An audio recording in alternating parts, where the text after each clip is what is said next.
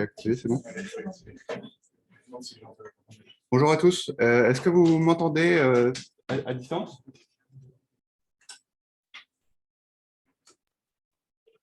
Oui, bonjour, on vous entend très bien. Parfait. Alors, on va démarrer. Bienvenue à tous au 21e Meetup Computer Vision. Aujourd'hui, on a deux talks. On a Antoine de chez Sikara qui va nous présenter comment est-ce qu'on fait pour déployer des modèles de machine learning sur l'architecture serverless. Et ensuite, nous avons Taha et Jérémy de Eden AI qui nous parleront un peu de leur produit, qui est un agrégateur de IA as a service. Et les deux talks seront en anglais, mais n'hésitez pas à poser des questions, même en français, il n'y a pas de souci. Et je laisse la place à Antoine pour le premier talk. Merci. Antoine. Bonne conf. All right. Hop. All right, so you should all see my screen.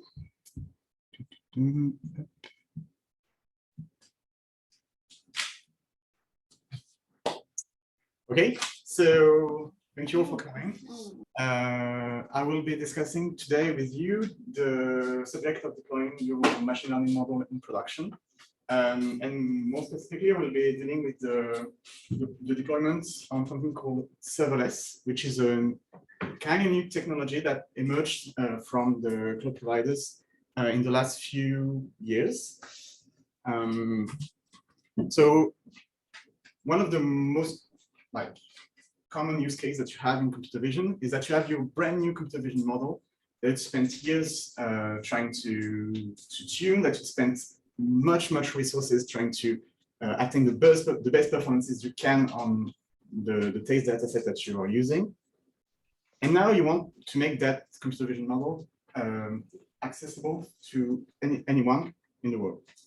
The first thing you do is you try to rent a VM. Maybe it's a VM that you have in your own basements. Maybe it's a VM that you rent on AWS or another cloud provider. But this induces some costs. For instance, the VM is going to be always on. You are going to have to maintain the VM you're using. You are going to need to have a lot of technical background on networks and everything. And that's not what you want. What do you actually need to serve a model? You need to have the server always available. In that case, it's always running. You need to have some human technical resources to be able to make sure that it's always up and that everyone can still access it. You need to apply security patches. And when you have a lot of users and it becomes your new application becomes famous, you want to scale your servers with the load you're getting. All of this can be managed by a new technology that's called Kubernetes. It's been really popular in the last few years, but it requires a lot of technical knowledge that not all data scientists have currently. One way to solve this issue is something called serverless technology. It's cheap, so you don't have to ruin yourself to make a model accessible for everyone. It's scaled automatically with load, so it's really easy to serve a lot of users, even if you have some peak usage during some times of the year.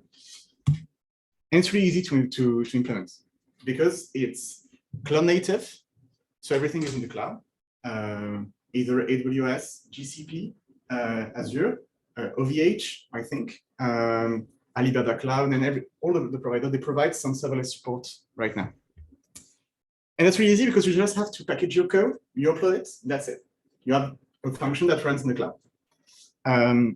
And for most of the providers, it's integrated in their services so that you don't have to, if you don't want to handle all the network things and just want to have some API points that you want to access, you can just do it. One thing to keep in mind, and that's a concept I'm going to discuss a bit later, it's something called the cold start. When you're using serverless, you pay only what you use, but this has a drawback. The drawback is that the first time you call a function during the day, it's going to take a few seconds to initialize. So we have the caching method, actually. And that's a kind of big deal for your application, but we're going to discuss it a bit later. So I'm going to present like the three implementation of the serverless technology on the three main cloud providers. Yeah. Do someone have a question? All right. So the first one is called Lambda. It's the AWS implementation. It interconnects with almost every AWS service. It's really cheap. It supports most languages. And if you don't have the language you want to support, you can use some custom runtime or even Docker image that you can build. It has around 1,000 execution concurrency and of course that below 1 second. It's kind of the same with GCP, integrates with PubSub, which is a messaging service from Google. It has unlimited concurrency, a call start of around 2 seconds, so it's a bit longer, and 4 GB max memory. The last one from Azure, same pricing. It integrates well with durable function for orchestration, still unlimited concurrency, still some call starts, but 1 GB max memory in the free plan. So this is the presentation of the serverless technology. Now I would like to look at what it takes to deploy a real machine learning model on a Lambda, more specifically, so in AWS. So we are going to look at the tutorial project. I have a friend who works at some web company. It's definitely not me. And he created a front for a web app that allows me to draw digits and relate them to my backend. And I want to deploy my serverless model on this backend and see how it works. So we're going to look at it right now, and we are going to do it together. So this is what the website looks like. So it's really just a canvas that you can draw on. And you want that when we click on this button, it's going to return the digits that's written on the screen. So we're going to go to the Lambda console, and we're going to create a new function. We're going to call it, let's say, Meetup. We're going to choose a runtime that we want to run. CK, we use mostly Python, so I'm going to write it in this language. No advanced setting. We're going to leave everything as default. I can create the function. It takes a bit of time to initialize, but after this, I will be able to run the code I want on the cloud. So here is the basic source code for Lambda. There's this thing called the handler, which is the basic function you want to, which is a basic function that you're going to call when you access the endpoint. It takes two things as an input: the event, that's what you're calling the Lambda with. It can be many things. It can be an HTTP request, it can be a message from a messaging service, it can be anything. And it returns the output of the Lambda. All right, so let's say that it's going to return this. That's great. Now I want to access it from the outside. How can I do this? I will add a trigger. That's the event that's going to launch and trigger the Lambda. To do it from the outside, I'm going to use something that's called an API gateway. So I'm going to create a new one. It's going to be an HTTP API. There are two types on AWS, HTTP and the rest. HTTP is like the newer version of the API gateway. So that's the one we're going to use. I'm going to leave it as an open API. We can implement some security on it if you want, but it's going to take a bit more resources. And I'm going to just allow another domain to call the API. And that's it.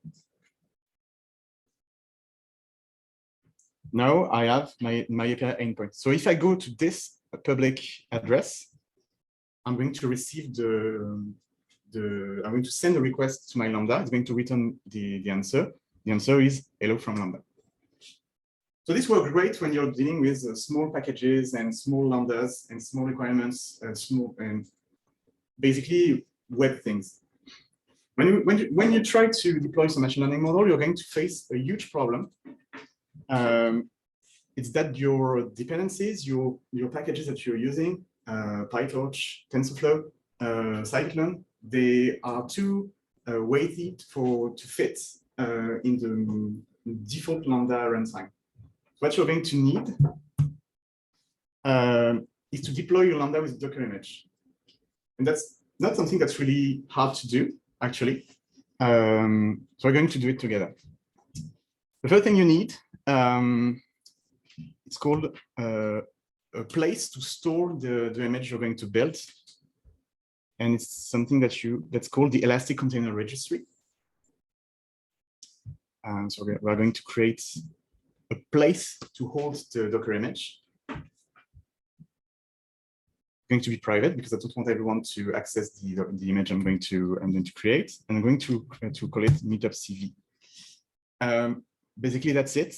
There are some other options that are specific to AWS. You can encrypt the image you're using. You can scan the Docker for vulnerabilities when you upload it, but that's not we're not going to use it. We're going to use the default settings.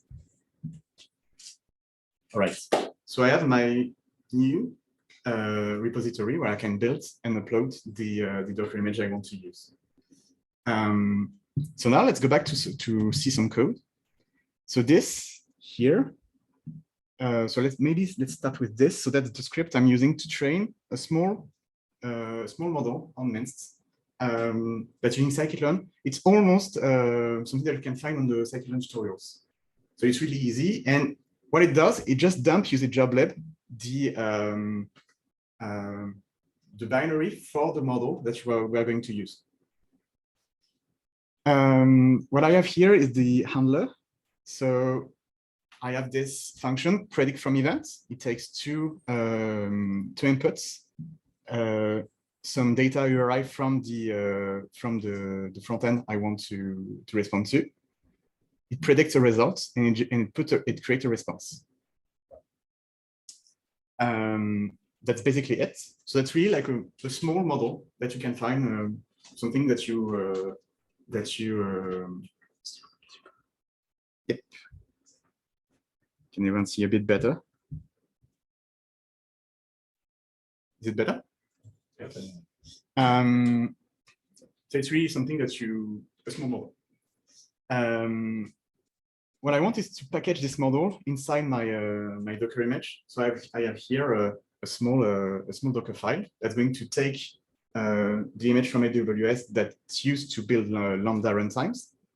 I'm installing all of my dependencies. And this is quite huge. I mean, it's like 50, 100, or 500, or like 600 megabytes of requirements. So it's quite huge. And I just copy my code here. I copy my model, and that's it. So let's try it. I'm going to build the image. So the first thing I need is to actually build the image. So I'm going to build it like this. So to be fair, I already did it before, so it's already cached. It doesn't take that much time. That's the magic of being able to prepare for a talk like this. Then I have this image, Meetup CV. I'm going to follow this small thing here because I'm really bad with all Docker things. So I'm going to use the tutorial from AWS.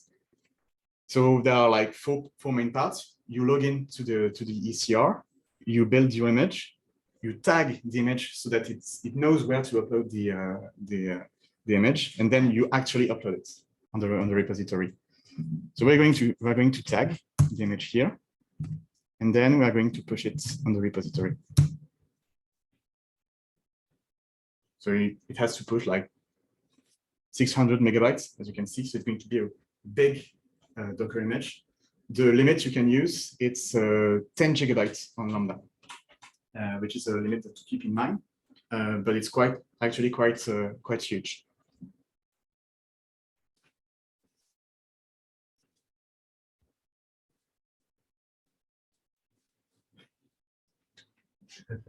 It's actually quite huge.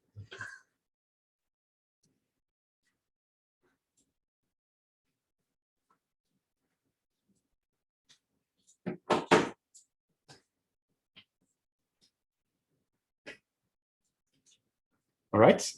So now, if I go to the image on OCR and I refresh, I'm going to see that I have this image that's available for me to use as the Lambda backend. So let's go back to the Lambda service. I have my own function, but maybe like if I want to use an image instead of a requirement or a zip file as the backend, you have to recreate the Lambda. So I'm going to do just that.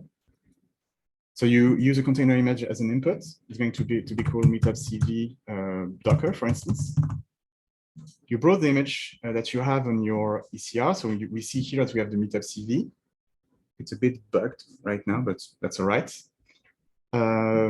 Everything's still default, so that's it. I'm creating a function. It's going to use the Docker image I built as the backend for the execution. So now I'm going to have one last thing. It has no trigger, so I'm going to create a new API gateway.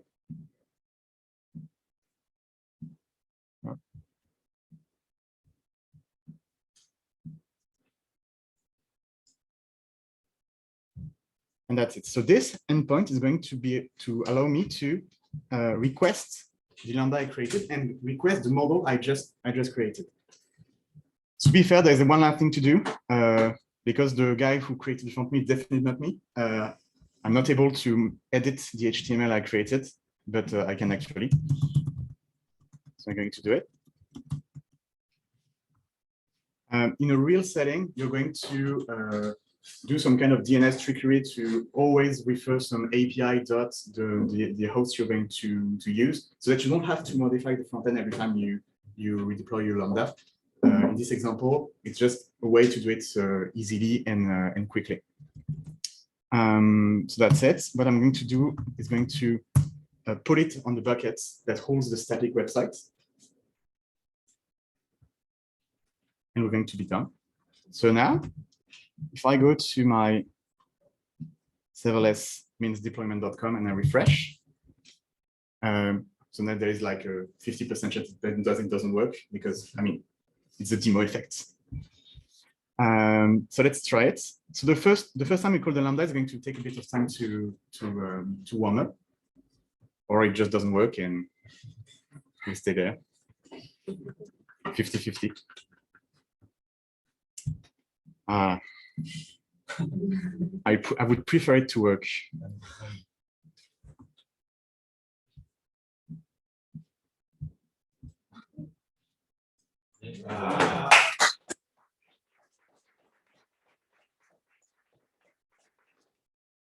And we see that it didn't take that much time. I mean, it was like 15 minutes. I mean, all right, I already like practiced the thing, but I mean, it's really easy to deploy and just like now it's in the cloud and you can use it whenever you want. And the thing is that you don't pay that much because you pay by the execution of the Lambda. And it's free up until 1 million requests. So for a small project or some trial and error, like in your basement that you want to deploy, it's a really great solution. All right. So let's go back to the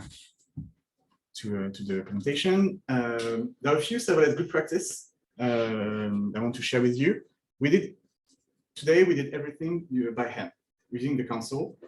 It's not a good practice to do it because you can't version your code. You can't, if you make some changes and you want to have different environments like staging environment, development environment, production environments, and you want to make sure that everything has the same resources, you can't. So one thing that you can use, it's called IAC, as infrastructure as code. There are two main ways to do it. The first one is Terraform. That's a bit more technical. The other one that's really popular is called Serverless Framework. And that's something I used, actually. And you can see here, I'm going to zoom in a bit. And it's basically, you define all the functions you want in a YAML. And you say, OK, I'm going to deploy this.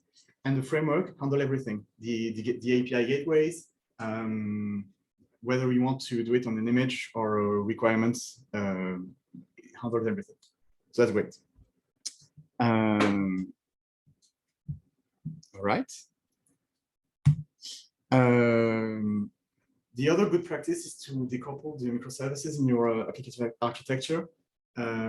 You can't, since the Lambda is a small application and it's meant to be called not that much. I mean, it's not meant to hold a huge load of compute.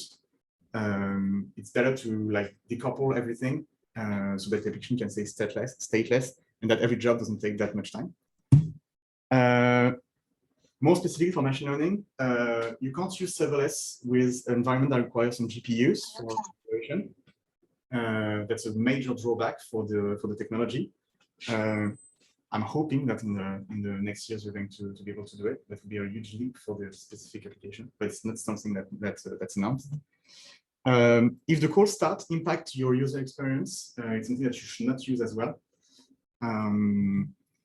And if you're using some stateful application and models, since you can't, and that's another major drawback, that you can't store some state between execution, everything should be independent. It's not really a good idea to do it. So as a sum up, the pros are that it's a fast integration. It's cheap. It's cloud native. So if you are already in the cloud or you're planning to migrate there, it's great. It has a huge support for orchestration. It scales really well. The drawbacks are cold start. The fact that packaging with Docker, it's a bit hard. In your CI/CD, you're going to face some problems. It can happen. The inference time is going to be a bit drawback because you're going to run everything on the CPU. And you have a timeout if you want to run huge loads on the Lambda. You have a 15-minute timeout, I think, something like this. So you can't process for more than this. So that's it. Does everyone have some questions? No. Yes, I have a question. Do you launch a new Lambda every time you make a prediction? Yeah. Or is it the same Lambda? No. So every time you make a prediction, you have to load the model again? No, that's a really good question. If you look at the code for the handler, I'm using some kind of trick. I'm loading the model outside of the handler context. Basically, what it means is that you have no guarantee that everything is going to stay cached. But basically, if enough user call the Lambda enough time, the context around the handler is going to stay loaded, so that the model is loaded once during the cold start, and then it's going to make the prediction a bit faster. But it's a trick. It's not something that you have some guarantee on. And that works for AWS. I don't know if it works like this for the other cloud providers yet. So basically, you can define the context around the Lambda. Mm. Like, how do you define when it stops or when it starts? So I guess it starts when someone is loading the model first. Yeah. And when is it going to start? That's the thing we discussed with the stateless thing. You can't make assumptions on what happened between execution of the Lambdas. So if you make sure that every execution stays the same.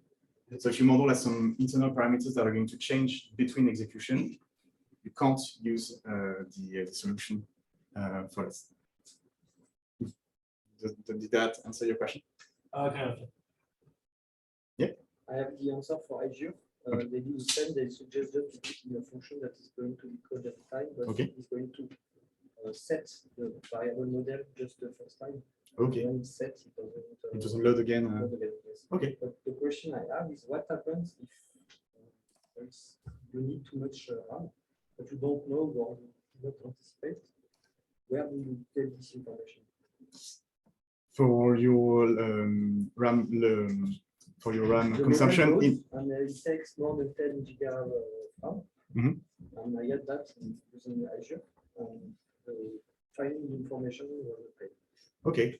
One of the way you can do it, especially if you're using Docker, is that you can limit the RAM when you do some Docker run. You can put it some option on the command you're using to specify that you don't want to allow more than 10 gigabytes of RAM. during the execution. And if it goes above this threshold, it's going to kill the container. So during your development process, you can make sure that your model stays below the. So the issue was that because of that, it was affect on the restart loop. Mhm. So I got no information and never proceed the request. It's a bit more specific. I guess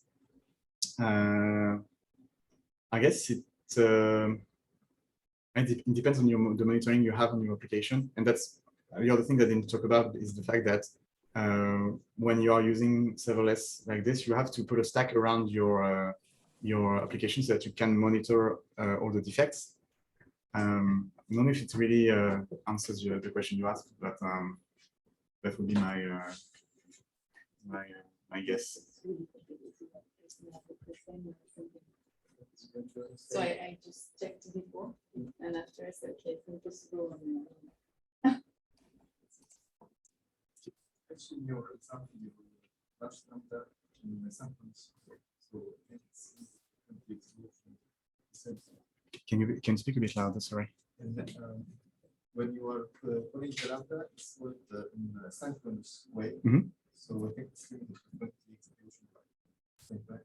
Yep. Is there a way to make the calls asynchronous? So what do you use? That's a good question. In my experience, I didn't use the asynchronous way of calling the lambdas. I think it's good. The good idea to decouple the calls.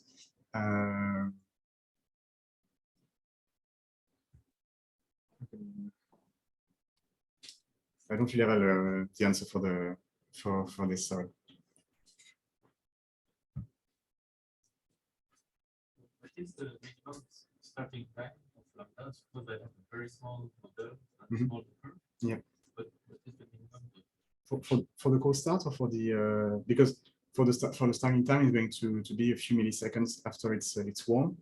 Before it's like we said, it's going to be between 1 second for AWS, but it depends on it's not it's a mean estimation, and a bit more for the other providers.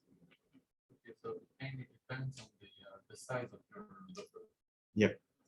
If your Docker is really huge, it's going to take a bit more time.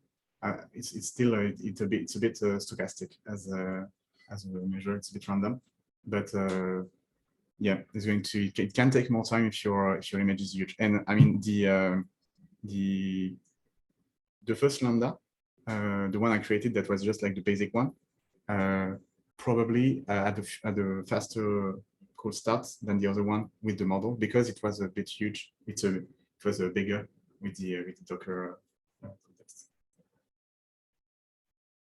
I've not understood when the call start applies. It's like after a few hours when the data is not being called and the cache is clear. Yeah, that's it. Typically a few hours.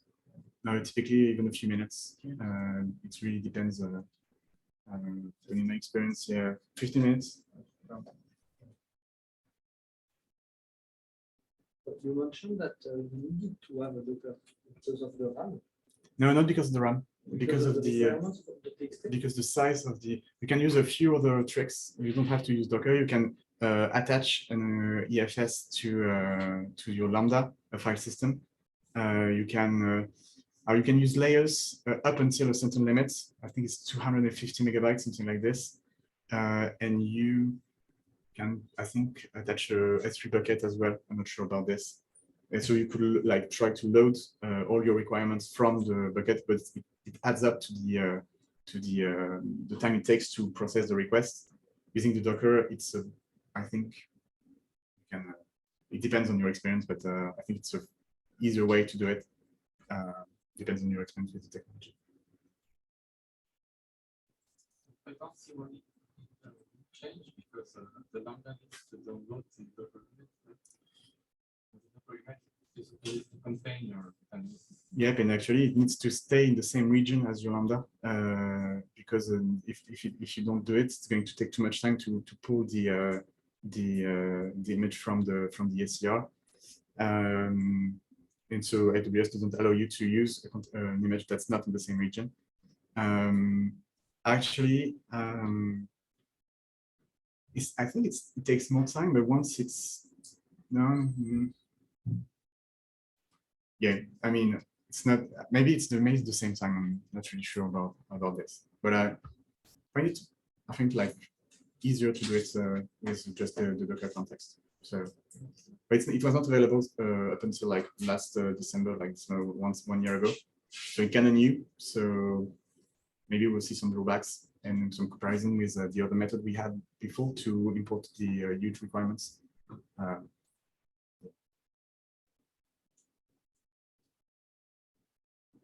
Do you know if there are any plans for GPU support? Not on my, not that I know. I think one of the option that's not really serverless, but that's like kind of close. It's like using Fargate to provision some instances at some point that you can, where we can have some GPUs on, and then you can decommission them when you're done using them. But it's a bit more. There's a bit more logic behind it. It's a bit more. It's to build the system yourself. Yeah, exactly. Is there a queuing mechanism in Lambda? Because even if the GPU is working, I guess if you don't have like queue requirements, basically you ruin the GPU capacity. Yeah, it's a good point. You can actually make the Lambda consume from the queue services from AWS or SQS, and you can define the batch size that you're going to process. So you can say, okay, once the queue is filled with 16 events, for instance, we're going to process the entire thing. So you could imagine processing some batches of predictions. But I mean, if you don't have like lots of users, you're going to take time to fill in the batch. Yeah, if you do that, you cannot have Yes, you need to implement some asynchronous that we were discussing. I didn't see if we had some questions on Zoom. All right. All right. Yes. Yeah. Maybe one more question, then we move on. I don't know AWS at all, but I just know that they have an elastic Kubernetes that is managed. Mm-hmm. So why would you prefer serverless than elastic Kubernetes? Because it's more expensive, because you still need to have some VMs that are running, some nodes that are going to at least one, actually at least three. I'm not sure about this, like an odd number. A few nodes. Yes, and then you have to, even if it's managed, you have to integrate inside to the EKS. So you have, I don't know if you have to know Elm and everything to push some things on it, but as soon as it becomes related to Kubernetes, it becomes a bit more complicated. Not much, I agree. So my gut feeling is that for like, if you integrate in a solution that already using serverless, you can use serverless, obviously. If you're using serverless to serve a small model that you're using on your own in your free time, that's a really good option. If you're in a more organized structure and you have some DevOps to help you create a technical stack that supports Kubernetes, and yeah, it's a better idea to do. Thank you.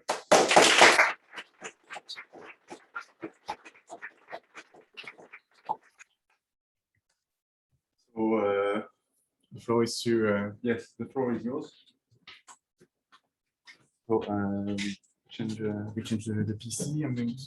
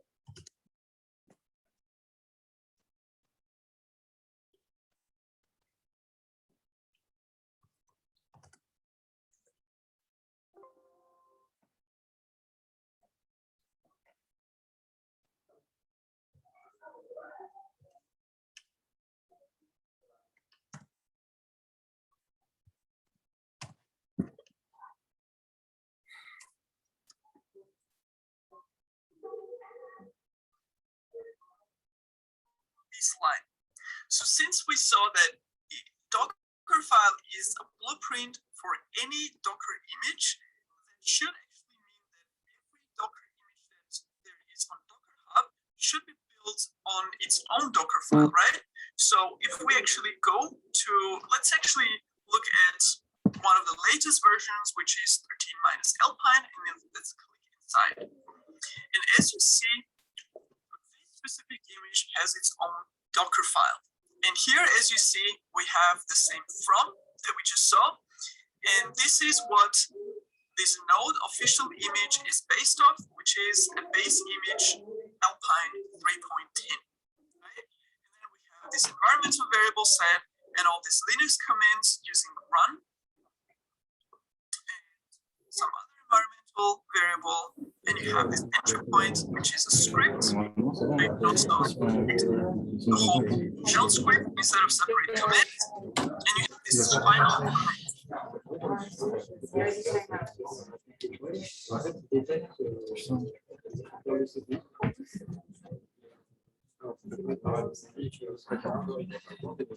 Ouais, je pense que non.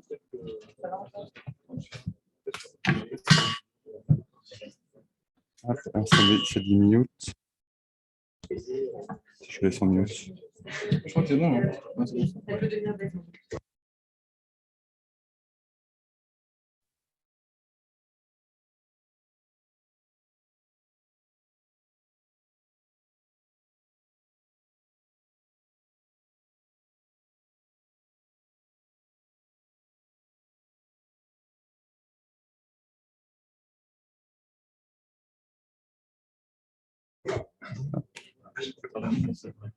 Un, deux.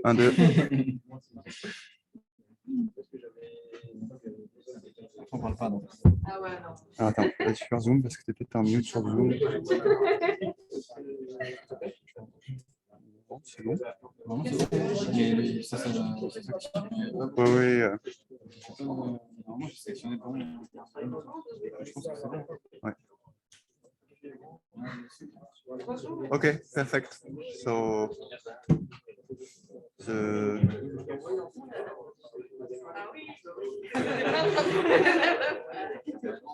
C'est bon pour vous, je lance.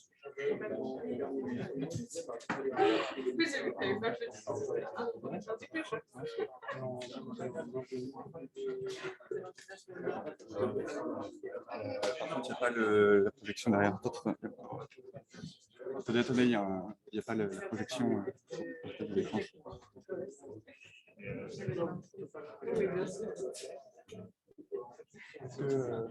Est-ce que le besoin, c'est que les gens ici ne vont pas voir l'écran? Ça t'a mis la HDMI, mais il faut peut-être que tu partages. Encore 15 secondes et on démarre.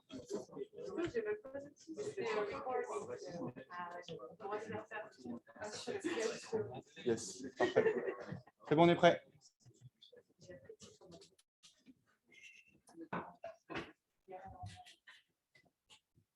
Hi everyone, my name is Taha Zemmouri.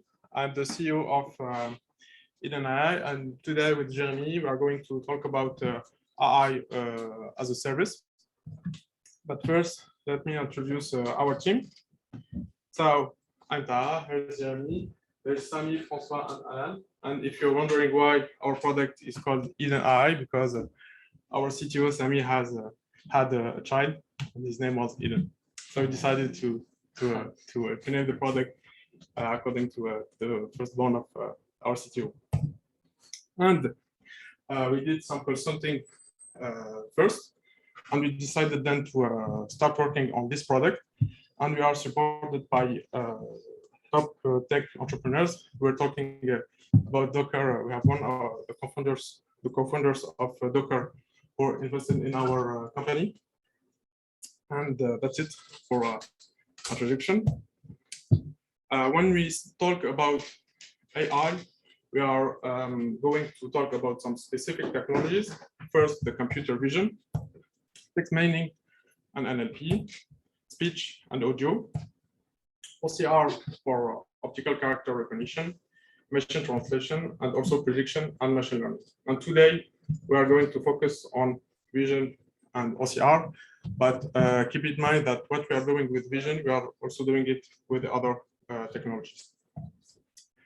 So for the AI as a service for computer vision, we will have first the pre-trained solutions for face detection, which allows you to detect faces with the age and the emotion and the sex of the persons. You can also use it for explicit content detection and also for object detection, which allows you to detect common objects in images. It can be also used for OCR, and Alexandra will tell us some word about how they did this in Completely. And for the OCR part, you can have specific engines for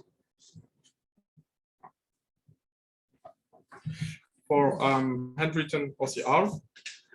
You can also use specific engines for OCR for tables, which allows to extract information from tables, and also for specific documents like invoice with some companies who are focusing on the data extraction for from invoice, for example.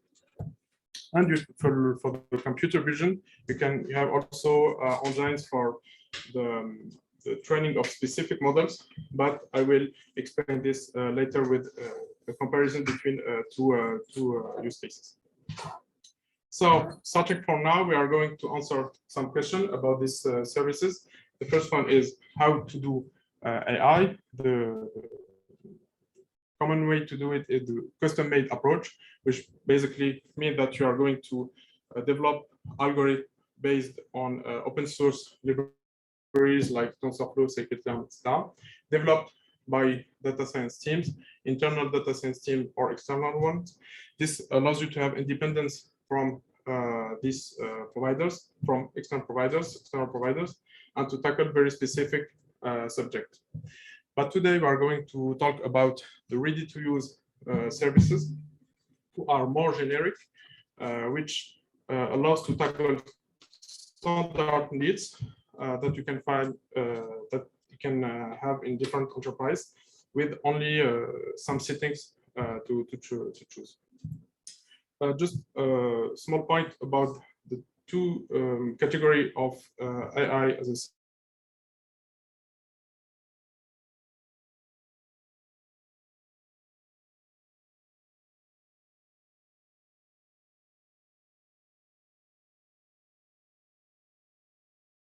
an API, and you have also some specific services like which are trained on the user's data and trained with automated machine learning approach, also called AutoML. So second question is how to choose between the custom-made approach and the AI as a service. The first one is basically, do I have data science skills? If you are in small company, a startup or SME, and you don't have any skills, AI as service can be a nice approach first. And then if you have the skills, the second question is, do I have the data to train my model? If you want to do OCR or face detection and you don't have data, you can just use this kind of service. If you have the skills and the data, you can also have a question of data privacy. And if you want to keep your data private, then you need to use custom-made AI because you can't use this cloud service. And to finish, there's a question of budget. If you have the scale, the data, and you can use both approach, the question is your use in production worth the investment at the beginning? If yes, then you need to develop your own model. If no, AI as a service can be the solution. And to explain how we start working on this, I will tell you a little bit about a project we had to work on with a pharmaceutical company in Lyon, because I didn't say it at the beginning, but we are from Lyon. And for this company, we had to help them in the processing of Chinese standards to qualify these different documents. And we had to perform OCR first to extract the text from the images, to translate this text, and then to extract the keyword for the qualification.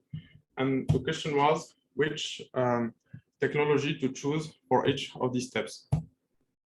And the big point is that there is literally dozens and hundreds of AI engines for all this kind of AI categories. You have some AI engines provided by big cloud provider like Google, Amazon, Microsoft, etc. And you have also some specific companies who are developing specific engines for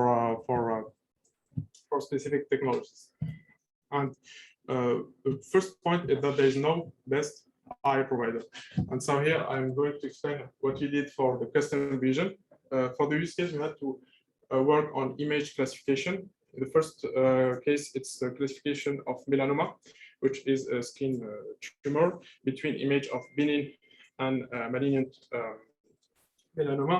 In the second case, it was for a phone operator with the classification of images with internet box.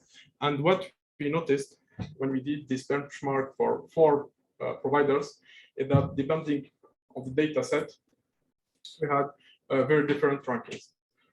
You can see here that Google GCP is performing very, very well for the second case, which almost 99% of accuracy, but is doing very bad in the first one. So the point is that there is no best AI provider. The second point, which can be what we noticed also, that it can be interesting to combine different AI engines to have the best models. Basically, it's a vote system between all the enzymes to get better accuracy. Other point, when you have to choose between the different AI engines, is the price. Basically, all these AI engines have different pricing. So for OCR and face detection, for 2 use cases, you can have different ranking in the price. For example, here Amazon has almost the same price as Google, but is cheaper than in the second case. And you have also some small companies who are doing very well and are even cheaper than the big cloud provider. And for the custom vision, it's other part, it's another question because you have different pricing models, so it can be also different to compare the pricing between this engines. And depending on the technology and the volume of data, you can have very different pricing ranking.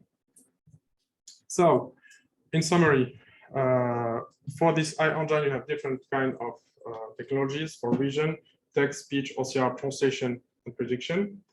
You can decide between custom-made approach and ready to use. And what we say today is that there is no best way to do it. It really depends on the context, the budget, etc. And for the AI as service engines, there are a lot of them with different performances and different pricing. So the final question is how to choose the best AI engines for your need and your data. And that's why we developed EdenAI. EdenAI is basically aggregating different AI engines in one API. And I'm going to let Jeremy show you how it works. So I will show you a quick demo to illustrate what Taha said before. So here you can find the different technologies that Taha mentioned before in his speech. If we go to vision, for example, we have the technologies, object detection, explicit content face detection. Of course, there are many other like image segmentation or face recognition, this kind of technologies that are not on the platform for the moment. If we go in object detection, I will put an image that show a little bit what we are explaining. First, what we see is that Microsoft is faster than the 2 others. And what is interesting here is that Microsoft is the only one recognizing the plant, Amazon the only one recognizing the reg, and Google is the only one recognizing the lightning. So depending on the object we want to recognize, we'll choose a provider or another. Of course, in a real case, you will test it on a big data set, not just an image, but it shows the difference between the providers. And if you want to detect all the objects in the image, in this case, you will be able to combine the providers to recognize all the objects and get kind of ultimate engine. And we can see another example. So for OCR, for example, what we know is the classic OCR. You input an image and you get the raw text in output, but there are providers that are providing APIs for structured data. For example, here it is invoices. So you input an invoice and you get structured results with the different items of the invoice. You also have providers for a receipt or ID cards, this kind of papers. And here, so it takes some time because Mindy is really quick, but the two others, Datalian and Microsoft, are a bit longer. Mindy and Datalian are a French provider, by the way. So what the platform is more for the live demo and the testing. What is often used is the SDK or the API, of course, where you can just switch between the providers very easily. If we come back to the results here, as I said, Mindy is faster. What we can notice is that the response are different. They are not providing the same objects in response. Some of them are providing more information for the customer part or for the supplier part. Or for example, here, Microsoft is the only one returning the detail of all the line items. So in this case, it's interesting to combine the different providers first, but because this kind of technology for invoice is not performing very well. If you take a provider, any of this provider, it will not give good performance for all your invoices. But by combining the different providers, we can reach a good level of performance. And the last thing I will show you on the platform is the pipeline. We can come back to the example Taha talked about before with the call tender in Chinese. So imagine you have call tenders. You need to extract the text from this. You will benchmark the different providers and you will see that Google is the best. So you'll choose OCR with Google, and then you will want to translate all the text extracted. Once again, you benchmark, you find that Amazon is the best one. You translate it in English. And finally, you want to extract the keywords in the text that you extracted and translated. And here, same, you choose IBM. And what is available here is a unique pipeline. So you have only one endpoint. You have only one call to do, one request, and you input the image or the PDF file, and you get the keywords directly in answer. I can show you with the demo testing. With the provider I choose. So here is the combination I chose with Google for the OCR, Amazon for the translation, and then we get the keywords from IBM. So you have no dependency with the providers. And at any time, if I don't know, maybe for the keyword extraction, you have Google that updates the model and is giving better performances, you can change very quickly. Or for example, if you know that in some case, Amazon for the translation will not give a good answer, or it will return an error, you can set up a callback provider so that you always have your pipeline that is active. Let's see now with some code. So here, this is the same call tender I used in the platform. And here we will use the API calls to perform the pipeline. So So I will just get first my API key. I will put it here. We are using the beer authentication. And then this is very simple. I just need my endpoint. So here, this is the OCR endpoint. I will put here. And then the parameters. For the parameters, we have only 3 parameters.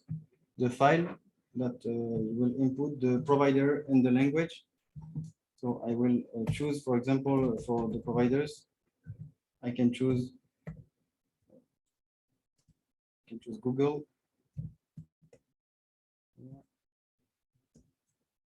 And then I will choose the language.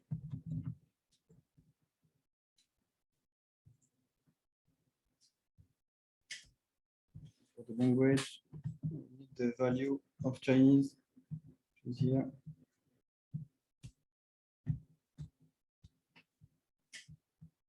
I already loaded the file before, and here I just need to get the answers.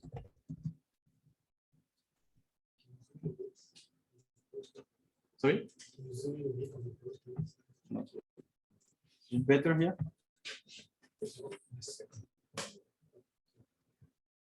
So here we got the answer from Google. So with the execution time and the text here that is returned, if at any moment I want to change, I just need to put Microsoft here, and I will get the results from Microsoft. And then, so here I just get only the text from the answer, and then I can just perform the call for translation, and the same for keyword extraction. And here this is the same thing. If this provider is not the good one, I can change it very quickly. Here we use the APIs. As I said before, with the pipeline, this is much more easier because you have only one request to do. It's like only this part with just the providers and the parameter for each technologies, and you will get directly the keywords in return. Let's finish the speech. So with Eden.ai, we are allowing our users to save time because it's not funny at all to read lots of API documentation. We are also allowing to optimize the data processing pipeline and to gain performance, which means that if you have an OCR which need to extract information, you are going to do it with a better way, or at least with a cheaper provider. So now I'm going to ask Alexandra. Yes. Yeah, hello everyone. So thanks to Jeremy and Taha. I'm working at Compmetry. I'm senior data scientist and specialized in computer vision. And why I'm here today, so I met them at the CIDO at Lyon. It's a conference about robotics and AI. And I was looking for something really fast and quick because I have my custom-made model, but I need to test all cloud providers if it's better than my model.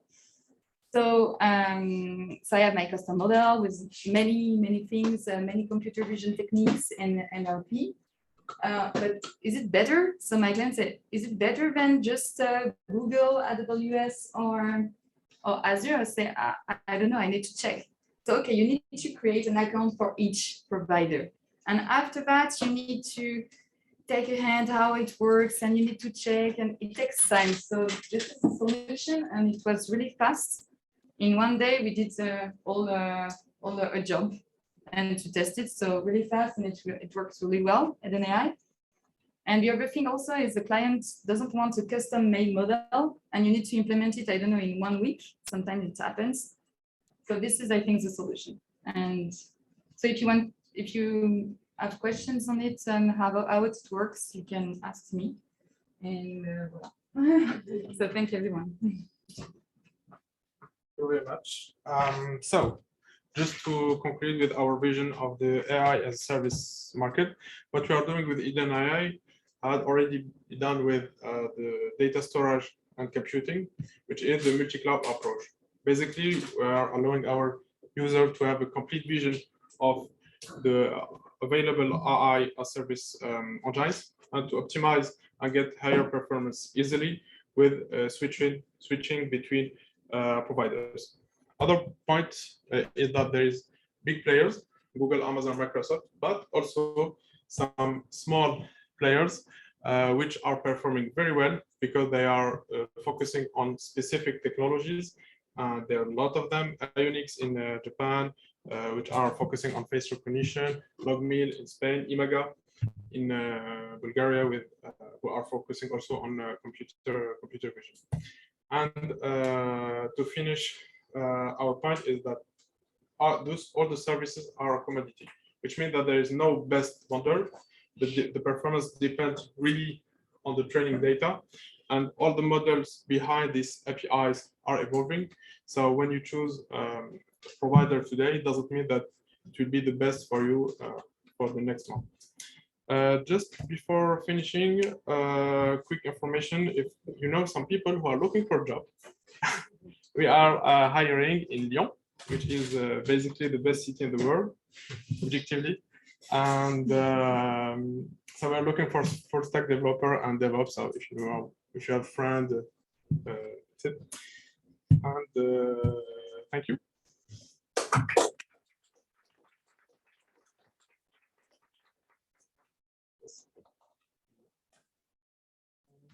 How do you handle this classification when you're combining with several cloud providers?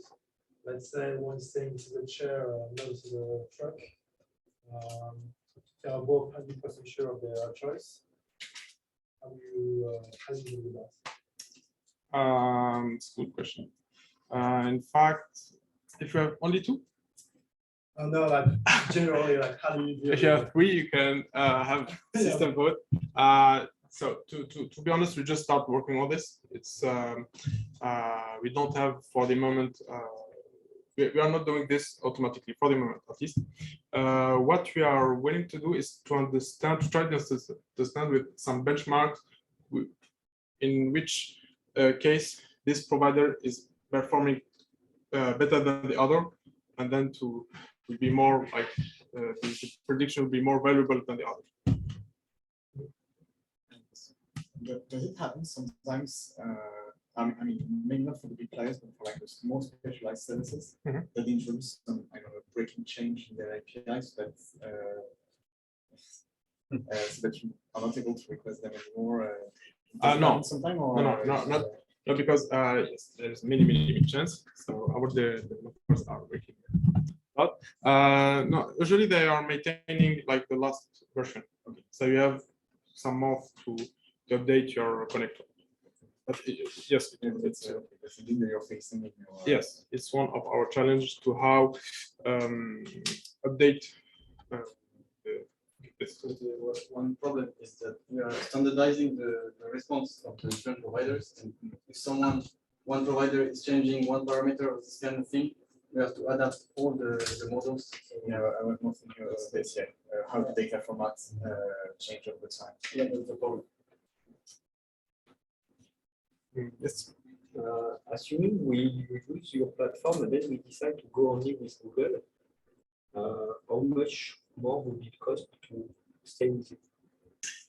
Yes, so our business model is what we are doing is we are talking with all these providers, and all these providers have a reseller program. So basically, it doesn't cost more for the users to use these services through Eden AI than directly with them. You can check, basically, if you go on Google, for example, you'll notice that there is like the price decrease when you have huge volume. So basically, our aim is to become one of the biggest clients of all the providers. So as user of Eden AI, you're going to pay the same price as if you use directly Google, but you are going to gain money directly with the provider. Yes.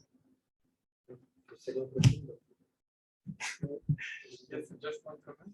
If I have to pay the same price as the user, I would prefer to deal directly with Yes. the provider that I choose. Yes, and it's a good point. If you decide that the provider has the right API and you don't want to change, it makes sense to use directly the API. Our point is using Eden AI is basically like you are taking an insurance that you can change provider at any moment. Because as I said, the model can change. But if you want to change provider each time, you can do it. And also, Eden AI can be interesting if you are using different AI engines. As Jeremy showed later, earlier, with the pipeline, he used Google and Microsoft and Amazon. So you can decide to learn working with different environments, but it will take you a lot of time. But in the case where you know that you are going to use only the Google OCR API, for example, it doesn't make sense, of course, to use Eden AI.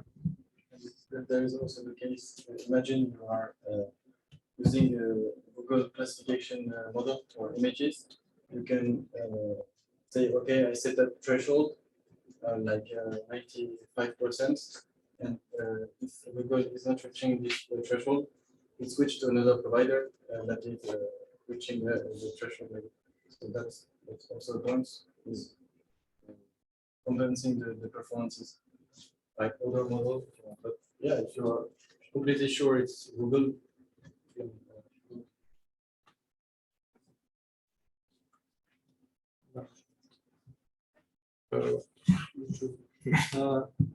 how much can you customize it if the one of the platform allows you, for example, for a picture, detect stuff of a picture and with context? So how easy is it to find that? For languages, I think it's everyone for OCR, for example, any platform will allow you to pick languages. But I think the categories can be different from.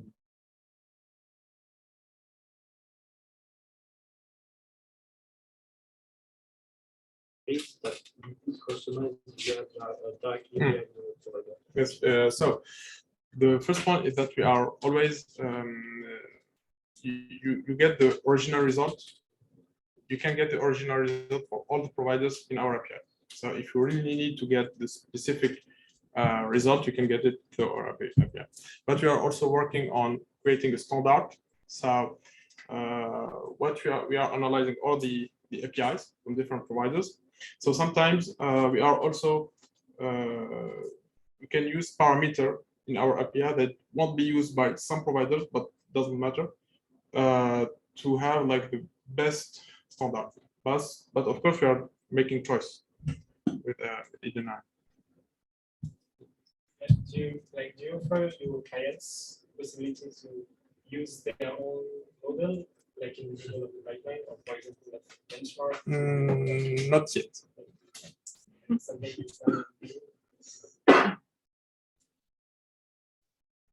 think there is a question. I don't know.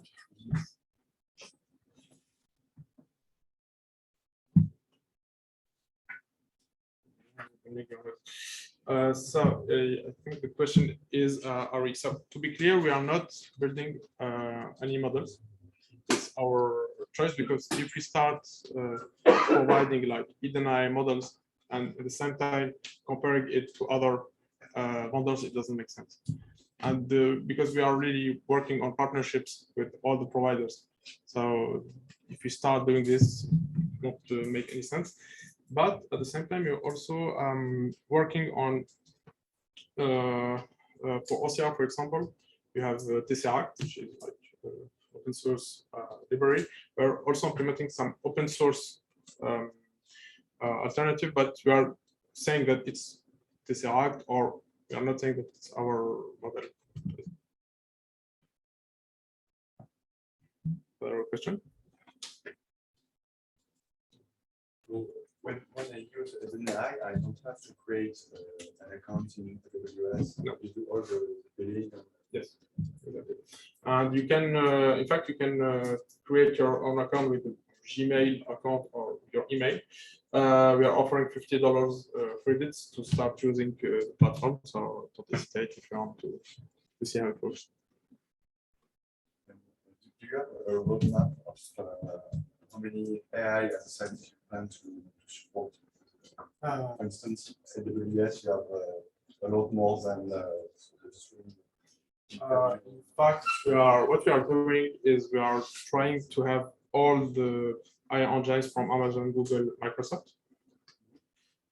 Also IBM, but quite complicated. And we started like adding more and more providers. We have some providers for speech to text, in fact. And now we are working on Clarify. We are adding their APIs. Our aim is to get 30 providers, which means that for each provider have a lot of AI engines, but in total 30 providers by the end of the year. It's why we need people to join us. And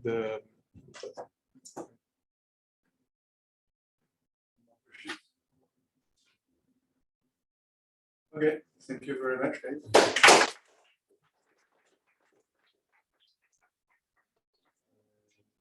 Merci à tous d'être venus et on a des pizzas et des bières qui nous attendent dans la cuisine.